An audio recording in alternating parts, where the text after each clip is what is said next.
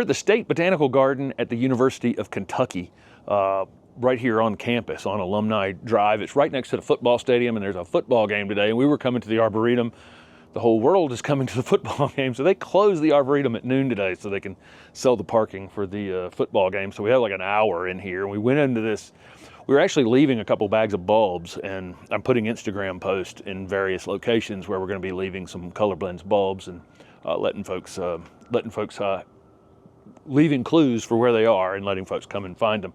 But we went to this one under this one area that has all tropicals planted outside, and of course we're right here. I don't know here in Lexington, Kentucky, when their average first frost date is. I would imagine it's a hair before mine, so probably in the next couple of weeks they'll get a potential frost. But I'm guessing they leave this tropical planting in this shaded space for as long as they possibly can. But there's amazing things in here. These begonias, really, really striking begonia in this space. And again, I don't know if they're digging them out or just letting nature take its course and moving on, but those begonias are quite beautiful. There's bird of paradise in here. So this is like visiting South Florida in January for us, you know, but it's all the way up here in Lexington. There's pilea used as a ground cover, and it just runs kind of free to run in here without, you know, hopefully reducing the weeding, right? That's the reason you would use something like that in a bed like this. And there's Stramanthe. See lots and lots of this planted around Florida. Incredibly striking. Probably find some with a little more variegation as we move a little further down. Monstera. This purple heart or Tradescantia is also another good ground cover in this space to, you know, again, trying to prevent a little bit of weeding back here. It's all quite striking. Together. There's various ferns have been used, palms have been used, but we just thought this was really, really striking. There's some impatiens that I'm guessing have just come back up from seed in previous years, but this is a pretty nice version of having kind of a tropical paradise. And a lot of people do this around their swimming pools and stuff in various places around the country during the year, and then, you know, either you treat them as annuals. This is kind of an expensive annual display, right? Or you dig them up and you have some sort of conservatory, greenhouse, indoor space that you can take them. I'm guessing that's what they end up doing with these, but nice planting.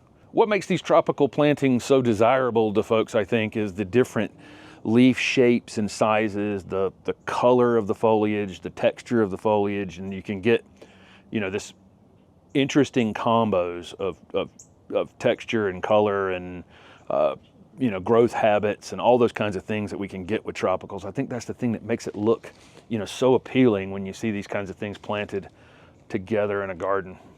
This Aster tartaricus or Tartarian aster, these are, if you've got a space that can hold larger growing perennials like this, that you can have, you know, and you can hold out, you know, until the fall. You got other areas where you're gonna have color and that kind of thing.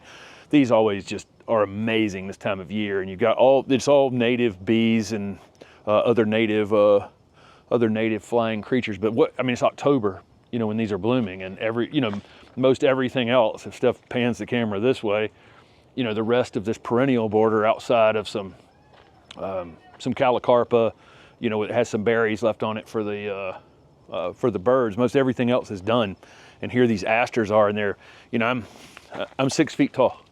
And that thing is almost 7, probably. It's just absolutely amazing. These things take off in the late summer and do this, and are super, super showy. And it's in this part shade space. It's a little shadowy here in the morning time. Really quite beautiful with the bees all over them. Right behind those asters are these big, beautiful Techni arborvitae. This is a Thuja occidentalis, so native to the northeast and up into Canada.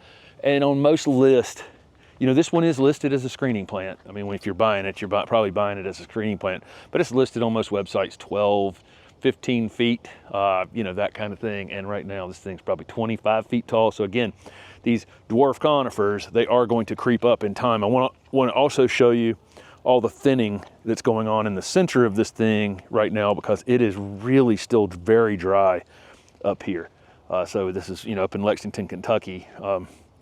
When we saw this out in the Northeast and our trip around Ontario, and now here, you know, in the and this area is still very dry as well. So it's pretty normal for some of this thinning to be happening on these conifers this time of year, but this is excessive because it's dry, and they go back into kind of a growth mode. So the thing wants to grow at a time that it gets dry, and then it thins like this in the middle. They really use a lot of tropical plants in the outdoor spaces close to the visitor center here at the State Botanical Garden here. There's corn plants and shell ginger.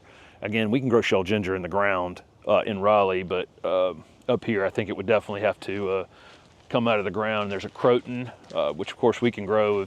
We got some variegated Akuba varieties that could replace that in our area of Raleigh, and then as you get down toward Florida, those go in the ground. Snake plant.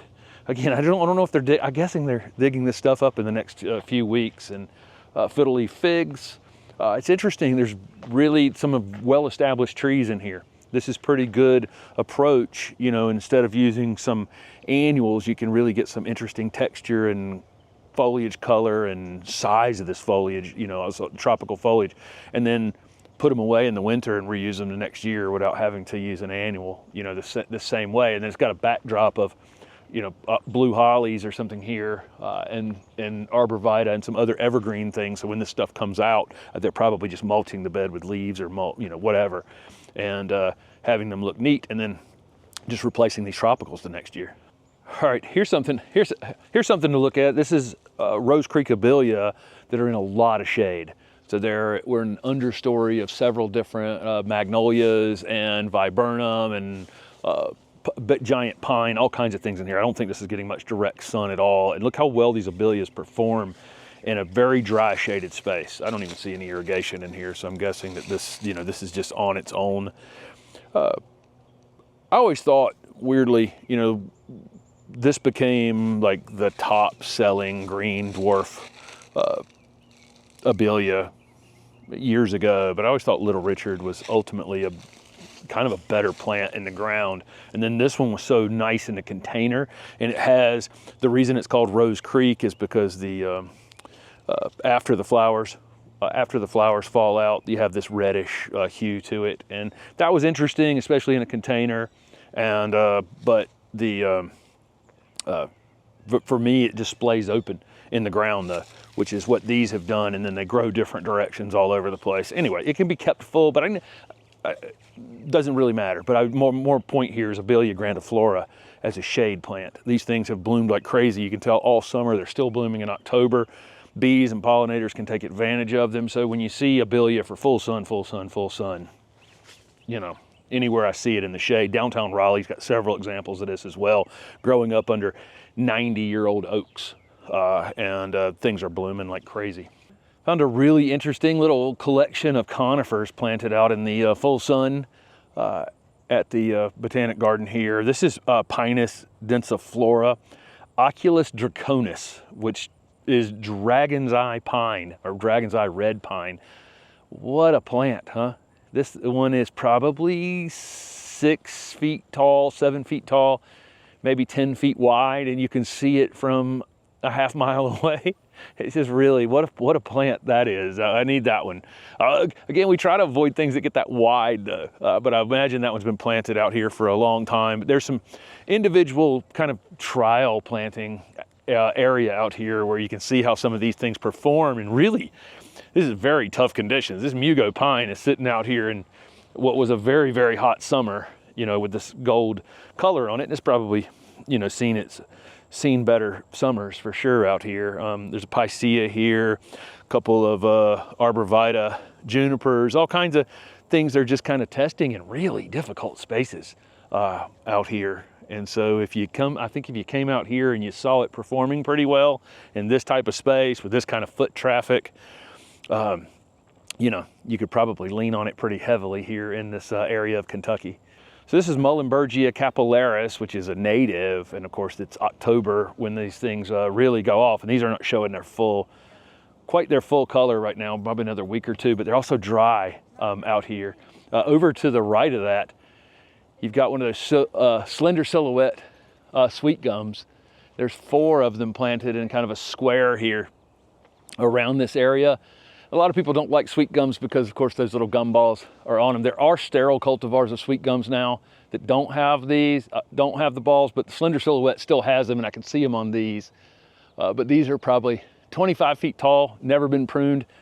You know, they're 4 feet wide, 5 feet wide, something like that. There's a couple little errant branches on the side that'll stick out that can be pruned off, but really easy tree, and there's not many gum balls on this. It's not anything to really worry about. It's not like a giant shade tree. But you're gonna get the fall color, all the great things that make a sweet gum great, and drought tolerance and all those kinds of things, but in a slender package.